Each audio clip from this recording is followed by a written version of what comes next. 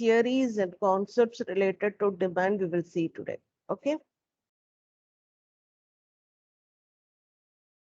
Is my screen visible for you? Yes, ma'am. Yeah, fine. So yes, so the demand, like this is the again like the very basic concept.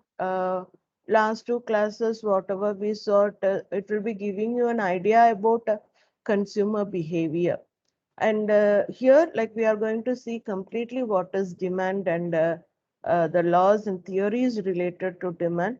And this is also something related with consumer behavior only. But overall, like how a consumer will be making a demand. That is what we are going to see. So what are all the factors that influences the demand? Like to explain this concept demand, like if I ask you like how many of you wish to have a four-wheeler, how many of you will raise your hands? Just raise your hands. How many of you wish to have a four-wheeler? You of your own, not of your parents, of your own. Okay, only 5 members. Others don't want. Six. Okay. So this is the question. Like how many of you wish to have a four-wheeler? So you people are responding. Now I got 7 responses. Like with the 7 responses, can I say that this is the demand of this class? Can I make a statement like this, the demand of this class is 7 4-wheeler? Can I come to a prediction like that? Will that be a correct one? No, ma'am. Yeah. Yes, Jacob. No, ma'am. Like there are many other factors also which will decide. Yeah, there are very many other factors also. Like just the desire alone, it is not going to decide upon. So I cannot say that, okay, 7 is the demand of this class. I cannot say that one. So the most important concept here is that like the purchasing power. What is our ability? It's not only the mere willingness will decide upon the demand. So it should be like whether we are having that capacity within us. Like, are we in a position to buy it? Are we having the money in our hand? So that is what is more important. So demand, the concept, like if we want to define it, it is not just merely a desire alone which will determine the demand. So always demand is determined by willingness and ability. So in one word, we will say that willingness backed by purchasing power. Otherwise, like the willingness of a consumer uh, or the ability of the consumer, both combined together at a given price level, like the prices in the market. Again, like if I'm having 1 lakh with me, okay, I'm having ability also. I will purchase it. We cannot say that one. So if I'm having a desire to have a car and I'm having 1 lakh rupees also, so I cannot say that, okay, I'm having cash also, I'm having desire also, I will go and buy it.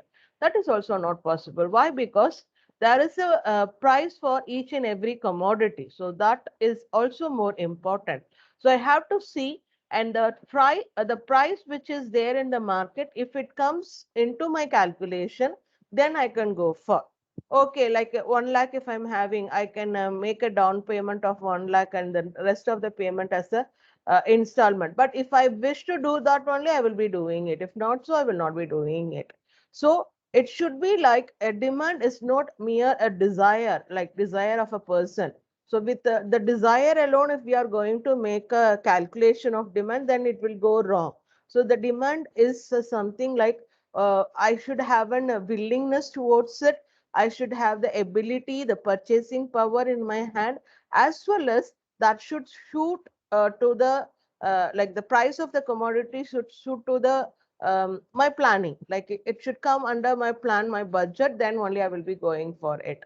So demand, we cannot say a desire alone. So demand is always the willingness backed by the purchasing power. So if we want to define demand, demand for a commodity is its quantity which consumers are able to and willing to buy at various prices during a given period of time. So in this particular point of time, when the price is fixed by the industry or the company or the firm, for that price, like can I get it or not, and if I'm having a willingness to buy it or not, all these things decides the demand. So it's not only the desire. So that is the concept of demand. So next one is that factors that influences demand. So as I said, demand is defined like willingness backed by purchasing power. But not only these factors, there are a lot many factors which determines the demand. As Jacob said, like it is not a particular concept. It has lots of factors. So those factors we are going to see now. So the first one is the price of the commodity. As I said, price is very much essential. The price only will again it will decide upon whether we are in a capable position to buy it or not. Like our capacity can be determined only based on the price of the commodity. So the price is very important, and normally it is said that the higher the prices, the lower will be the quantity demanded, and when the price is very low, we will be demanding more. Okay, so now you please forget a car was just an example. Yes, yes ma, anything? Okay, fine. So car was just an example, but this is taken for all the commodities. Okay.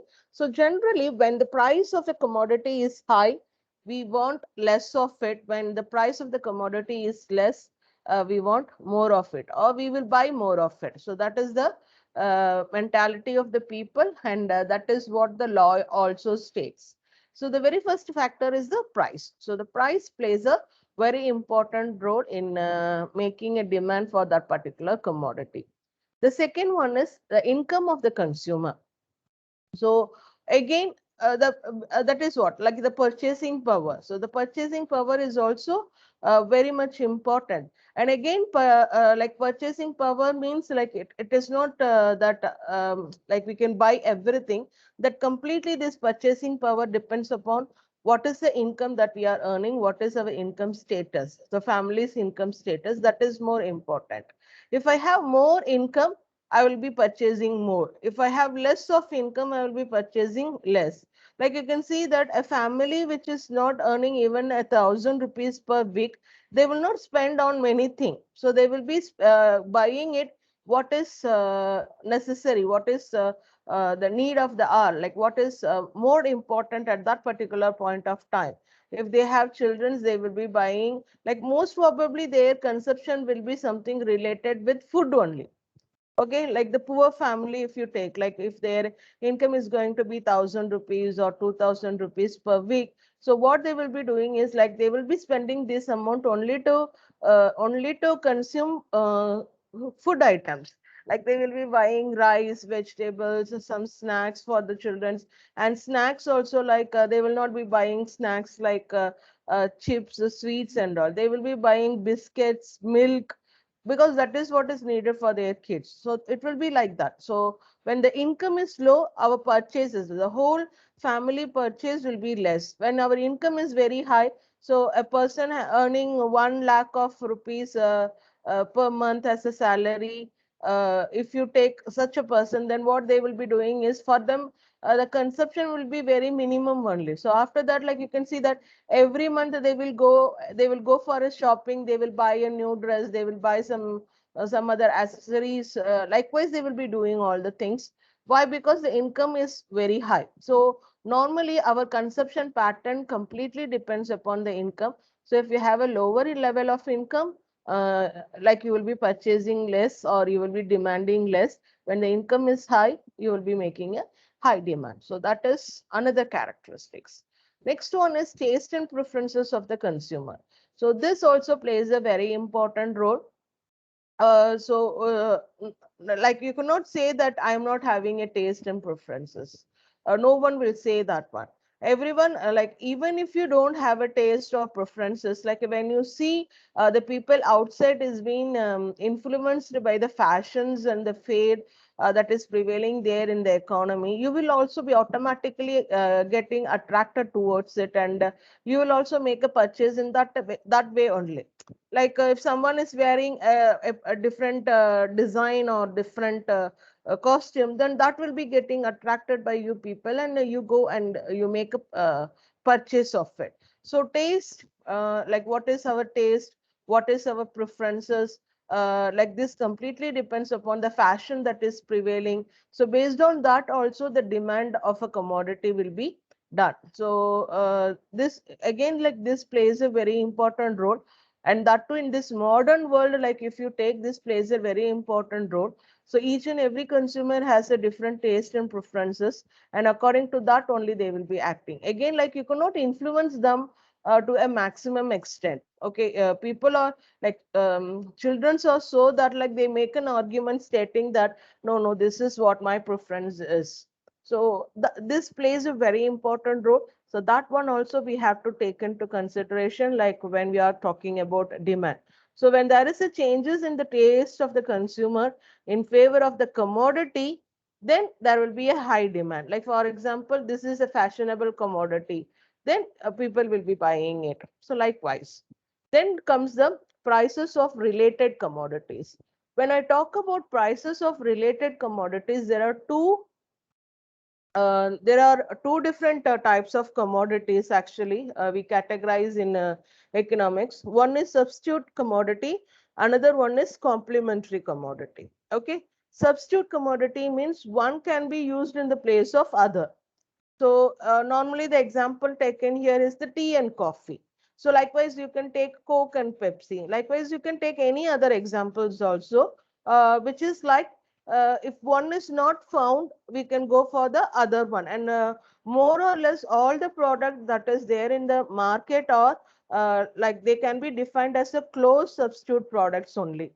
Okay, like if you take Pepsodent and Close-Up, they are close substitutes. Why? Because if Pepsodent is not available, we can go for Close-Up. Only if you have some medical reasons and you prefer some like medically approved or medically supported product, you will not change. But other than that, these are very basic things. Even the soap, if you take, you can go for one. If that is not there, you can go for other. But sometimes again, like if you have a skin allergy and you are used to that particular soap, then you will not be making a changes. But all these we can categorize them as a close substitute product. Normally all the product which is there in the market like will be having a close substitute. So one, if it is not available, you can go for other.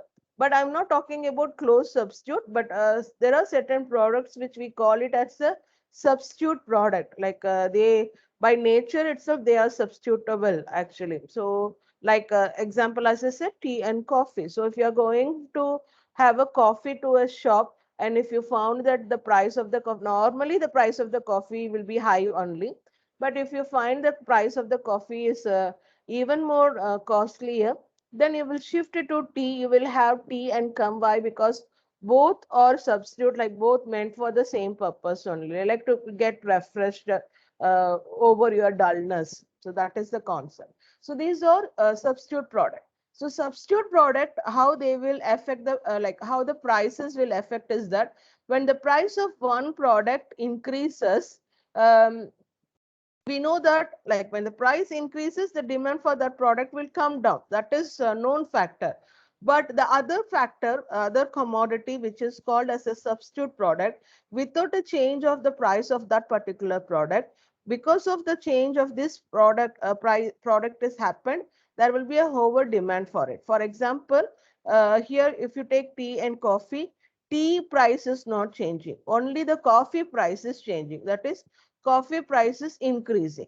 So those like those who feel that the coffee price, the increased coffee price is not going to suit them, they will reduce the demand of coffee. So as the price of coffee increases, the demand for coffee will come down. That is nature. So all those who are stop consuming the coffee, they will shift to tea. So automatically the demand for tea will be increasing without any changes in the price of tea. So that is what is substitution effect. So substitution effect means when these product, like any product which is a substitute product, so the price of one changes, automatically the demand for other will increase because it is a substitute of that particular commodity. So automatically people will come from the consumption of the product which for which the price has increased to the product where the price is stable. So this is the again like an normal characteristics. So this we call it as a substitution effect actually. So the rise of the price of one commodity will lead to rise of the demand for another commodity. So here in this example, the rise of the price of coffee has led to rise of the demand for tea, or the rise of the price of Coca-Cola has led to the rise of the price of Pepsi. But again, I don't give Coke and Pepsi as an example. Why? Because like they are completely a fashionable product. For the pride, actually they are being consumed for the pride. Actually, like yes, I consume Coke, I consume Pepsi. Likewise, a show off is there in consumption of these commodity. So in these areas, like the law will not be working out, and people those who are taking it, they will not mind about the rise in the prices. They just want to show that yes, I am a consumer of Pepsi or I am a consumer of Coke. So that is a different characteristics. That's the reason I never used to take that as an example. So tea and coffee will be the best and the simplest example to explain the concept called substitution effect. Okay, so the next one is the complementary commodity. Okay, as I said, related commodities means it can be one substitute or the other one is the complementary. So complementary is that one can be used with the other only, like it cannot be used without the other one. So both the things we have to use it simultaneously, like we have to use it.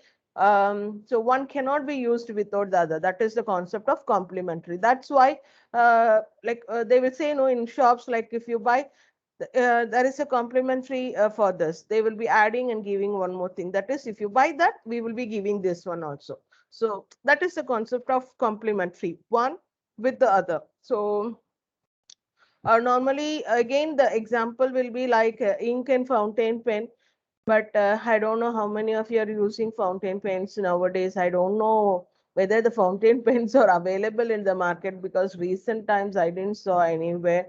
But again, this is like in our period and all, we had this. There will be an ink bottle and there was a fountain pen. So we have to get a fountain pen and we have to get the ink bottle also. Like if you are not having an ink bottle, then we cannot use the fountain pen.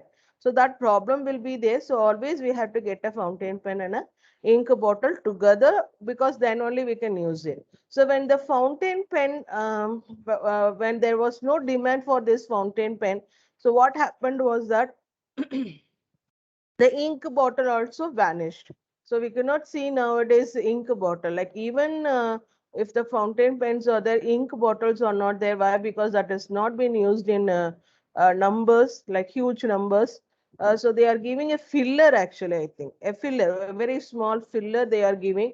I don't know whether that one also the people are using. We are nowadays used to use and throw pens. That 2 rupees, 5 rupees when we buy it, we are using it midway, we will throw it and we will just go for another pen. We are not very much fond of pens nowadays, but it was like some years before it was so. And again, complementary product, like I can give example of shoe and socks, both the things you needed. But again, that one also, only those who are going for schools, they are doing it like they are buying it as a complementary product. Once grown up, no socks, only shoe. So that is also like it is getting a like it is not there, like it is getting vanished in the modern world. But apart from all these can be an example of complementary: ink and fountain pen, shoe and socks. And again, there is one more example, like people used to ask car and petrol, likewise they will be asking. Again, I tell you, I don't take these complementary commodities into as my examples. car and petrol, like they have a different characteristics. They are luxurious products, and on the very first class itself I said, like in many areas these luxurious products, we will not be having our economic laws working on them. So I don't take those as an example, car and petrol. And again, like petrol is a very complicated product in the economy. And taking that and giving an example, I don't prefer it. So please leave car and petrol. But other than that, you can take any complementary product. This will be the characteristics. So when the price of one goes up, the demand for the other will also the other will come down. So that is a complementary product. That is like we will not buy this particular product also. If there is no demand for pen, there won't be any demand for ink also. So found the pen got vanished, then the ink bottle also got vanished. So this is a, complementary effect. So substitution effect was different, and this is a complementary effect. So when the price of one increases, the demand for other will decline. Whereas there, when the price of coffee increases, demand for tea increased. But here, when the price of pen increases, the demand for ink will decline. So that is the characteristics. Inverse relationship will be there. So that you please try to understand. Just go through the material, then you will be understanding it. And then comes an unrelated goods. Unrelated means there is no relation at all. It is nowhere, no way related with each other. In that cases, the price of one will not be affecting the other because they are not related at all. So that you can leave it. So they will be having a different characteristics. So these are the factors that influences the demand. So the price, the income, the taste and preferences, and the price of the related commodity. So when I talk about price of the related commodity, it can be a substitute good or a complementary good. So both the things will be coming here. The next one is law of demand. So what this law of demand states? Normally, law of demand explains the relationship between price and the quantity demanded. Okay. So please keep it in mind. I'm talking about price and the quantity demand. If you talk inversely, quantity demand and the price, that is a different concept. That we will see later on. Don't get confused with. Don't put a question that this is what happens in the market.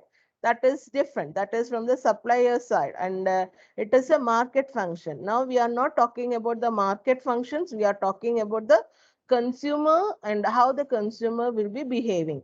So that you have to keep it in mind. So demand is a consumer concept, and if you want to explain the consumer behavior, law of demand is taken into account. So here always the price will be the cause and the quantity demand will be the effect.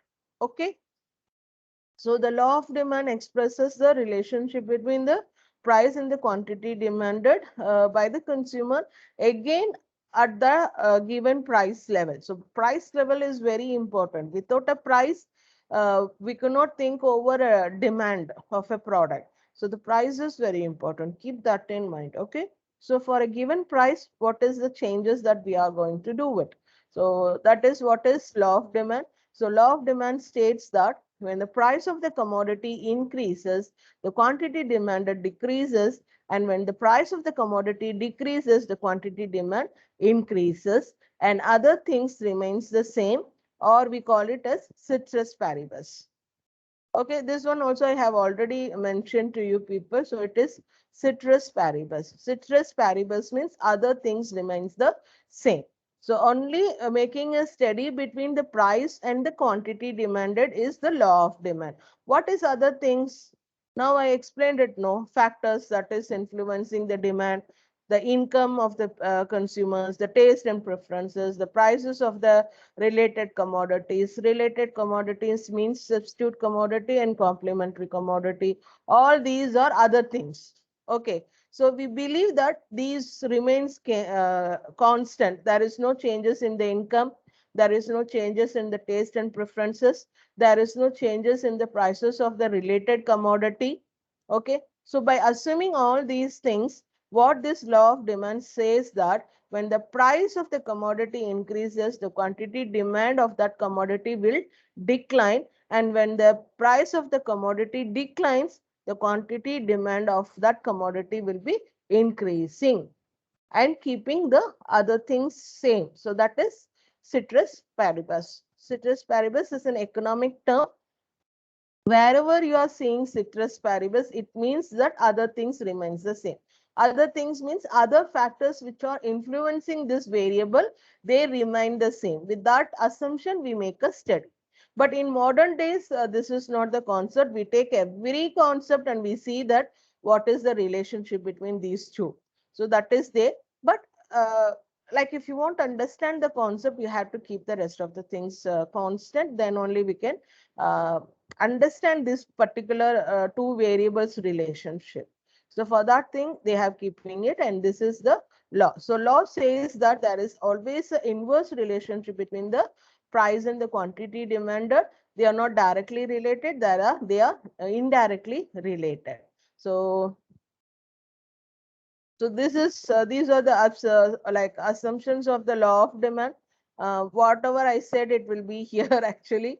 So there is no changes in the taste and preferences. The income of the consumer remains constant. That should be that is what there should not be any substitutions for the commodity, and there should not be changes for the prices of other products. There should not be any changes in the quality of the product. The habit of the consumer should remain the same, and with given or with all these assumptions, like we can say that the law of demand operates. If not so, it is not operating. So the individual demand schedule on the curve. So the demand schedule means a table which represents this is what. So this is a schedule. Always keep it in again, like keep it in mind that wherever you see a word or a concept called demand schedule, it means that a table. Okay, the table representing the relationship between the variables that we are studying at that particular point of time. So here the demand schedule means like the prices is taken, like you can see here, the prices from 6 rupees, it is declining 5, 4, 3, 2, 1. So when the price is decreasing, you can see that the quantity demanded is increasing 10, 20, 30, 40, 50, 60. So this is what the law, what it stated, that is being represented here in a numerical form, in a table form, which we call it as a demand schedule. There is no hard written rule that you have to mug up these values. You can have your own values, which actually get adopted to the law. Okay, so according to that, you can have your own values. So I'm not going to say that this is the proper way or that is the proper way and all. And then there is a market demand schedule. So market demand schedule means like in a market, there will be n number of individuals. No. So all their demand put together, we will be making a total demand. So here you can see the price changes they have given. Again, the price is declining. And you can see that the person A is making such a demand. This is B's demand, this is C's demand. So overall, all these put added together, like you will be having a total demand. So this becomes the total demand in the market. So that is the concept. So in the next one, I will go in the next class. So this is the schedule. So the diagram will be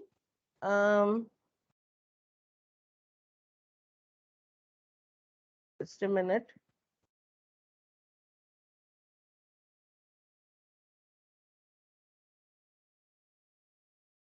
So the diagram will be like you will be having a downward sloping demand curve, okay, which will be stating an inverse relationship between the price and the quantity demanded. So always the price will be measured along the y-axis and quantity demanded on the x-axis. I will just draw and show. Wait for a few minutes. Is my screen visible for you people? Yes, ma'am. Okay, fine. Yeah. So the whiteboard is there. Okay. So I'm drawing. So there will be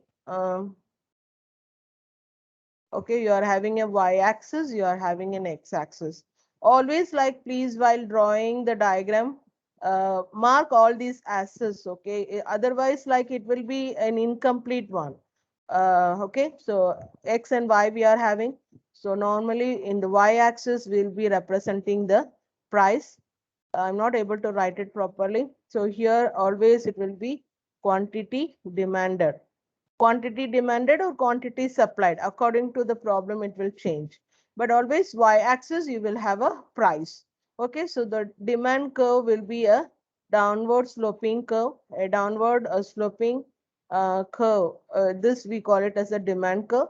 So in certain areas, it will be of the same proportion, or it can be a curvy also. There is no hard written rule that it should be a straight line, it should be a curvy line. Again, like it differs, okay, how the individual is going to make a demand. So based on that, it differs. So you can, the concept is just it will be a downward sloping demand curve.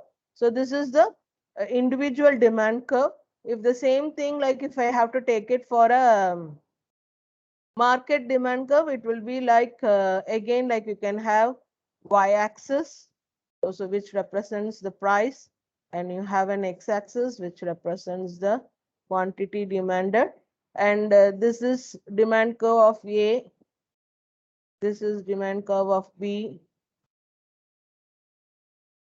demand curve of C. So all this put together, there will be a demand curve. This is what a market demand curve is. So you can have a market demand curve. But again, all these will be a downward sloping curve only, which means that it shows a inverse relationship between the price and quantity demanded. Don't ever say quantity demanded and price. That is a different relationship. Okay. So for today, like this is enough. Like you can uh, get these points and keep it in mind. On all other changes, on all other concepts, I will teach you in the class in the next hour. Okay. So don't get confused with, but in actually in market, something else is happening. Don't get confused. I will tell you. Okay. So now, until like whatever I have taught you, like if you have any doubts, you can ask me. If not so, I will end the class. I will just take a